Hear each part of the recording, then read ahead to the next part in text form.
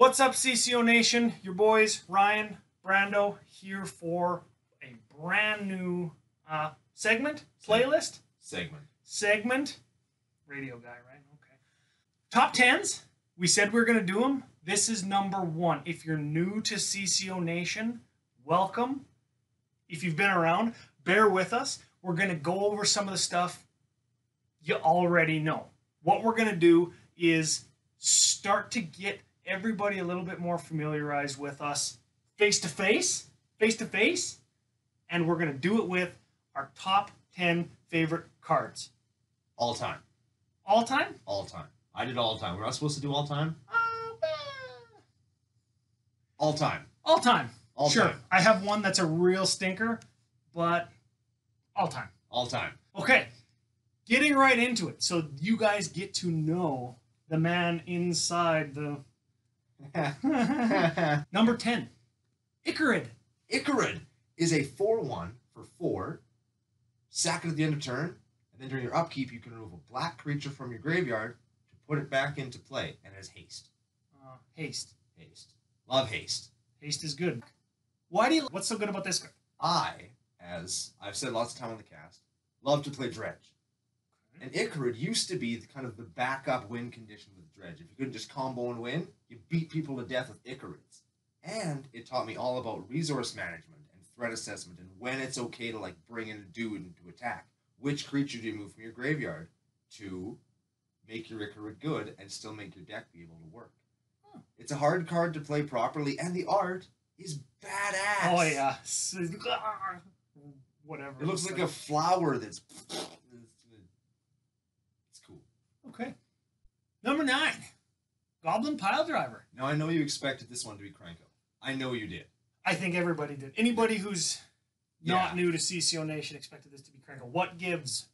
I used to play Goblins in Legacy also. I made Goblins awesome. So you used to be a Legacy player? Do you still play Legacy? No, not really. No.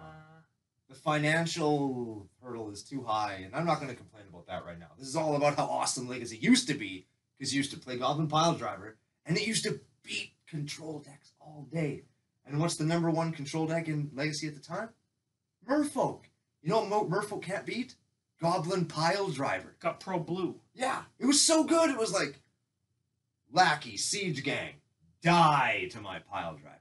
Yeah, super slick. Such a good feeling. And while he kind of loses some of his luster in EDH, because he can only kill one guy at a time, still good.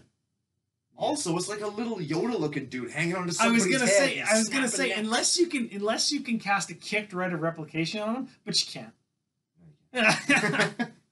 Number 8. Possibility Storm. Possibility Storm. I know that Ryan super hates this card. Let's see if you can do this one off memory. Red 3. Whenever you play an artifact, enchantment, or creature spell, or instant, or sorcery, you, instead of playing that spell, you mill your cards until you get to a spell that shares a type with it and play that one instead. And then all the other ones go on.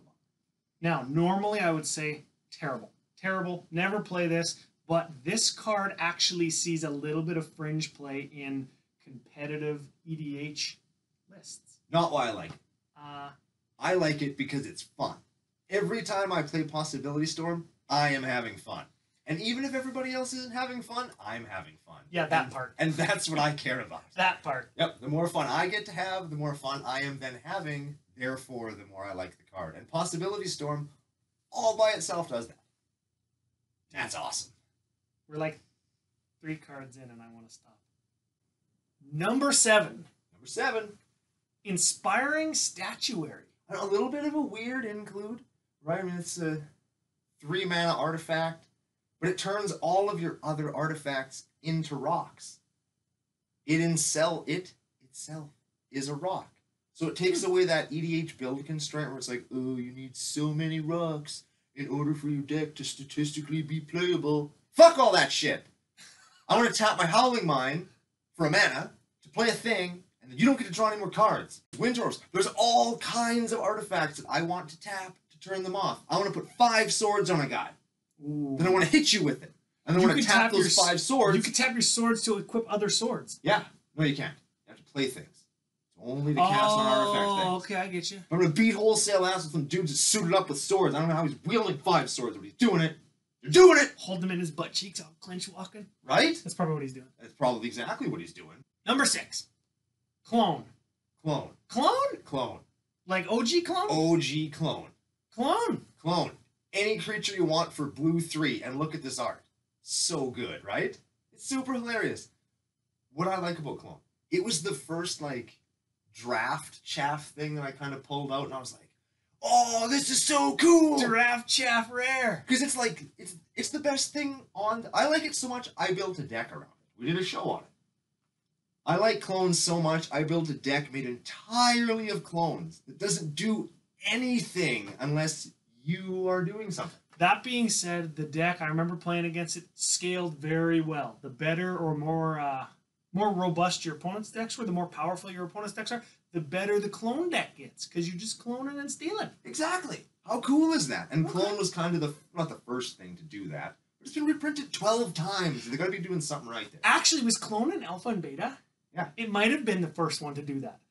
Yeah, OG. That's what I like. Number 5. Number 5. Hirobi, Death's Whale. Death's Whale. Death's Whale. Death apostrophe S whale. Yeah, not Death's Whale. Okay. That'd be weird. Tell us about this. Why do you like this card? I like this card because it totally changes what game you're playing. It's kind of like Possibility Storm, but not.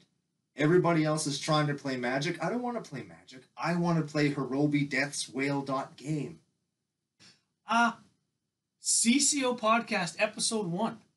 Hirobi Death's Whale. I That's just remember that. It turns things like Oasis into kill spells. It turns these garbage cards that you just can't play, and then you jam all of them because they cost you 10 cents, and they say target a thing.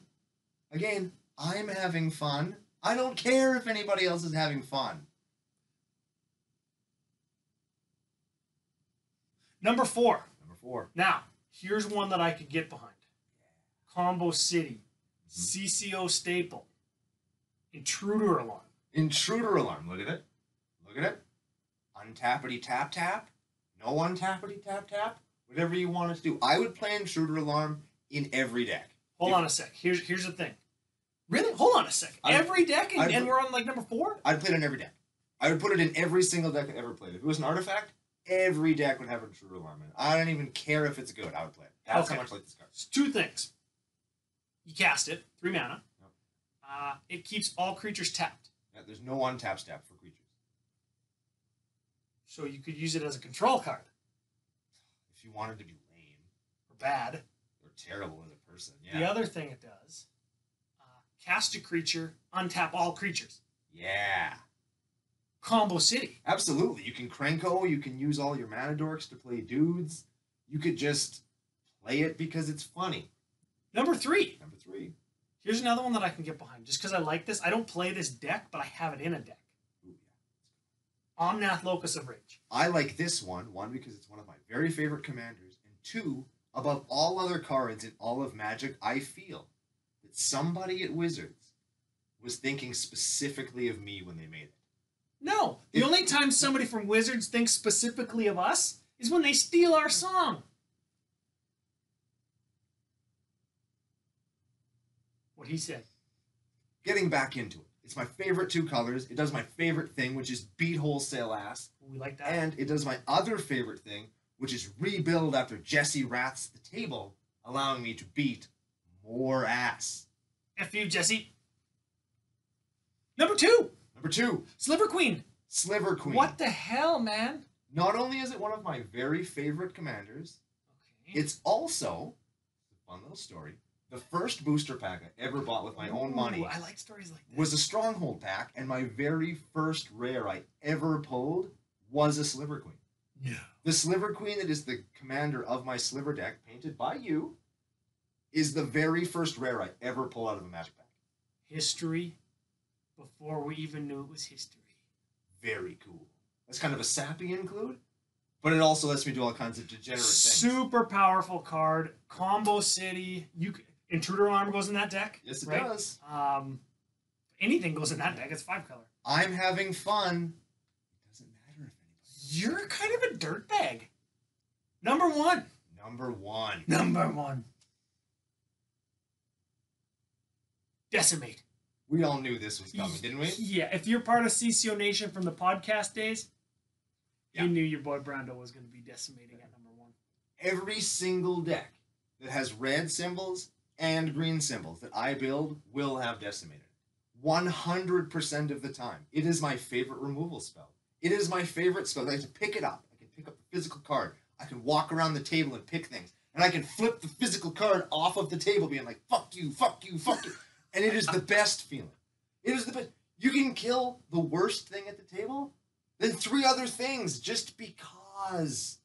Decimate's pretty good. So good. And it's got the best art. It's got lasers and some dude like... I was gonna ask you, do you like the laser art? Oh, yeah. I guess that's the one I gotta put now, right? You already did. I'm gonna troll you and just put the bad one.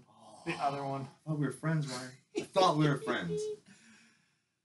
So, that's your top 10. That's my top 10. Honorable mentions?